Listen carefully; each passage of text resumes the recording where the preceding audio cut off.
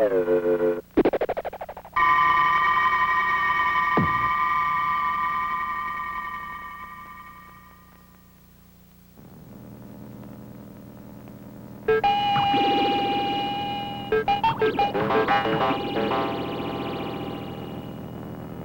the very olden time, there lived a semi-barbaric king, whose ideas, though somewhat polished and sharpened by the progressiveness of distant neighbors, were still large, florid, and untrammeled, as became the half of him which was barbaric.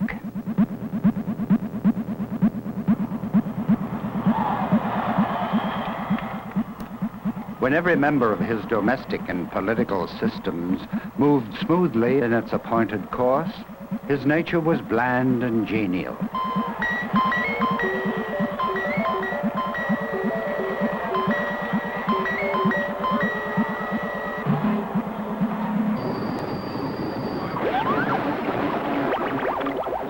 But whenever there was a little hitch, he was blander and more genial still.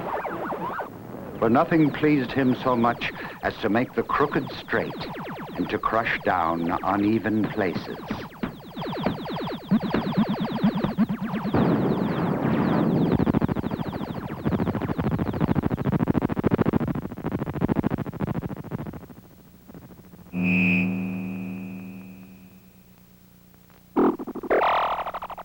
Among the borrowed notions by which the king's barbarism had become diluted was that of the public arena, in which the minds of his subjects were refined and cultured.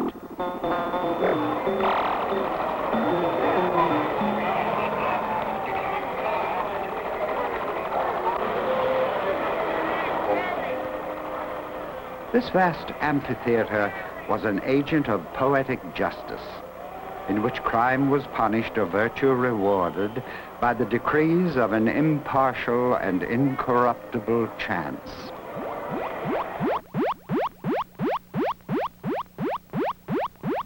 When a subject was accused of a crime of sufficient importance to interest the king, public notice was given that on an appointed day the fate of the accused person would be decided in the king's arena.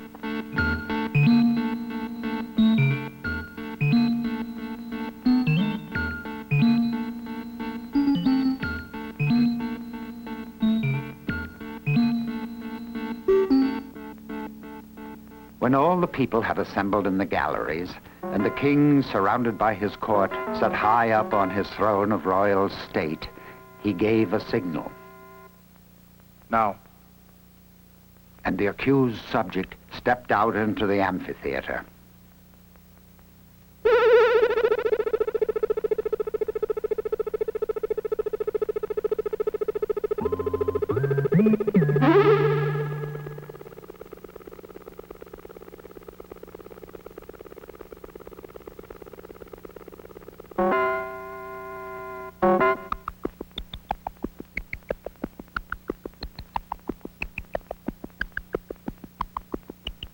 Directly opposite the accused, on the other side of the enclosed space, were two doors.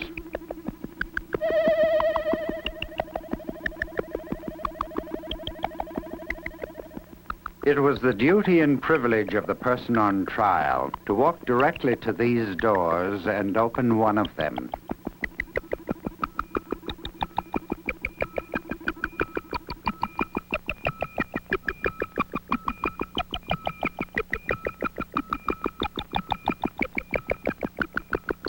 He could open either door he pleased.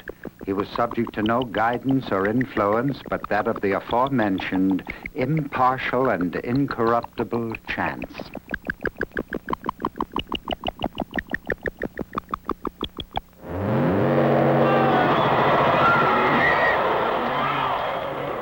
If the accused opened the one door, there came out of it a hungry tiger, the fiercest and most cruel that could be procured, which immediately tore him to pieces as a punishment for his guilt.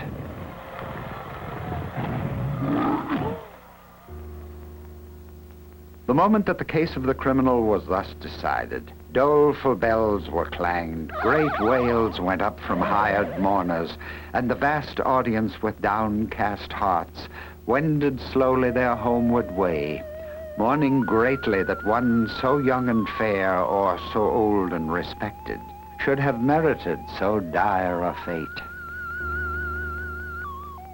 But if the accused person opened the other door, there came forth from it a lady, the most suitable to his years and station that his majesty could select from among his fair subjects. And to this lady the accused was immediately married as a reward of his innocence. The exercises, as in the other instance, took place immediately.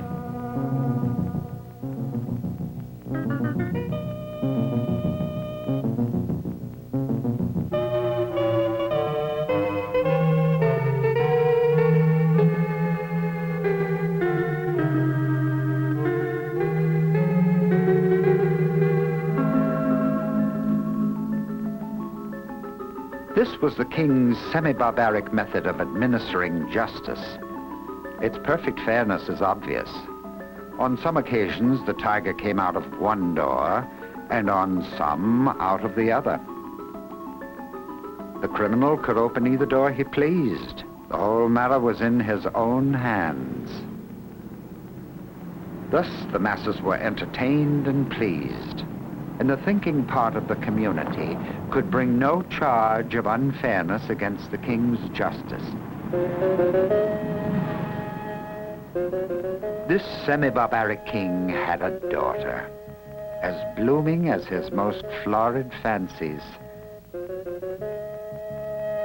Among the king's court was a young man of that fineness of blood and lowness of station common to the conventional heroes of romance who love royal maidens.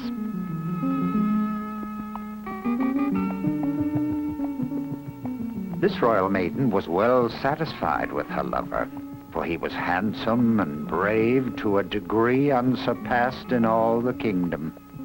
And she loved him with an ardor that had enough of barbarism in it to make it exceedingly warm and strong. This love affair moved on happily for many months, until one day the king happened to discover its existence. He did not hesitate nor waver in regard to his duty. The youth was immediately cast into prison, and a day was appointed for his trial in the king's arena.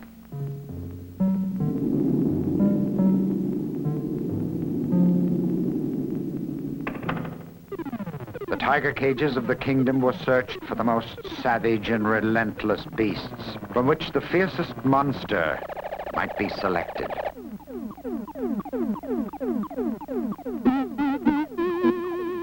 And the ranks of maiden youth and beauty throughout the land were carefully surveyed by competent judges, in order that the young man might have a fitting bride, in case fate did not determine for him a different destiny. Of course, everybody knew that the deed with which the accused was charged had been done. He had loved the princess, and neither he, she, nor anyone else thought of denying it.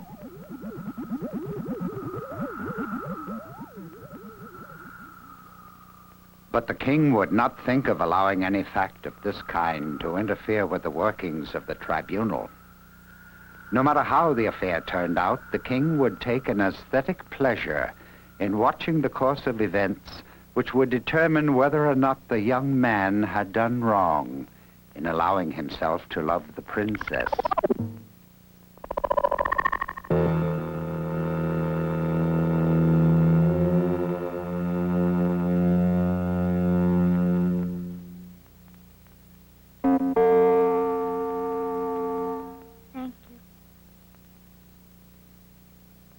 The appointed day arrived. From far and near the people gathered, and thronged the great galleries of the arena. The king and his court were in their places, opposite the twin doors, those fateful portals so terrible in their similarity. All was ready. The signal was given. Now.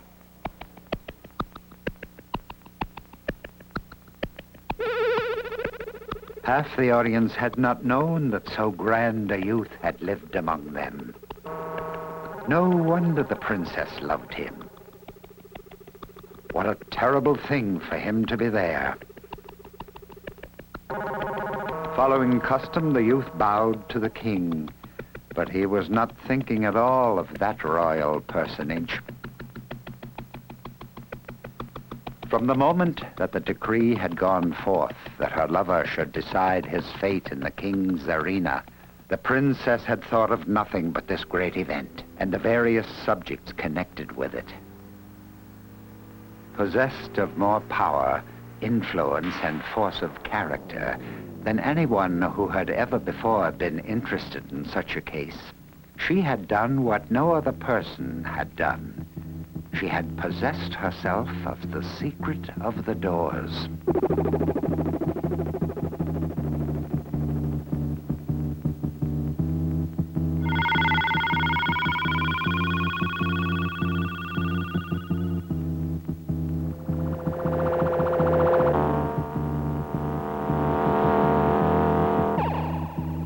Gold and the power of a woman's will had brought secret to the princess.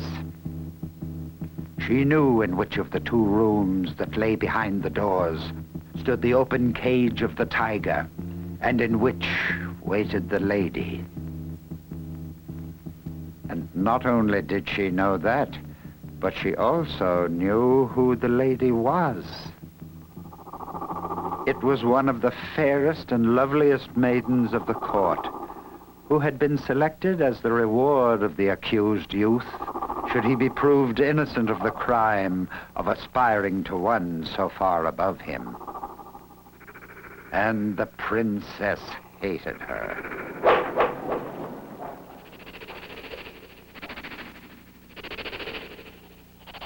Often she had seen this fair creature throwing glances of admiration upon the person of her lover, and sometimes she thought those glances were perceived.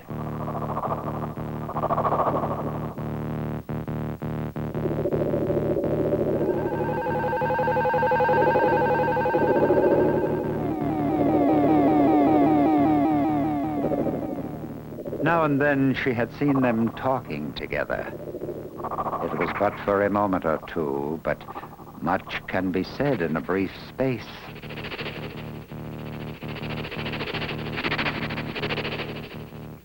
The girl had dared to raise her eyes to the loved one of the princess.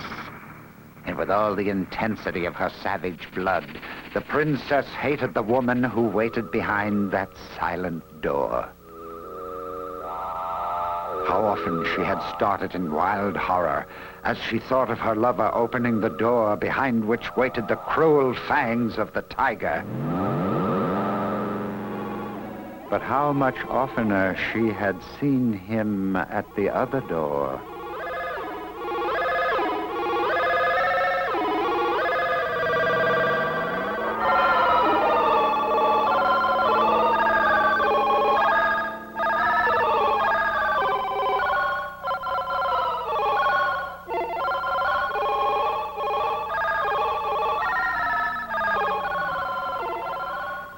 And yet, that awful tiger, those shrieks, that blood.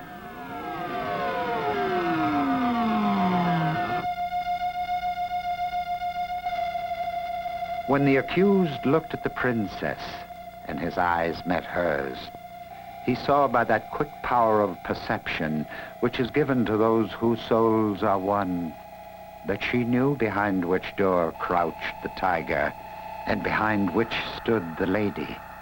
He had expected her to know it. Which one?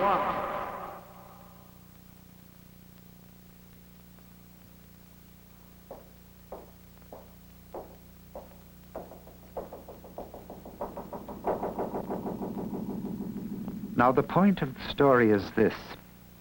Did the tiger come out of that door, or did the lady?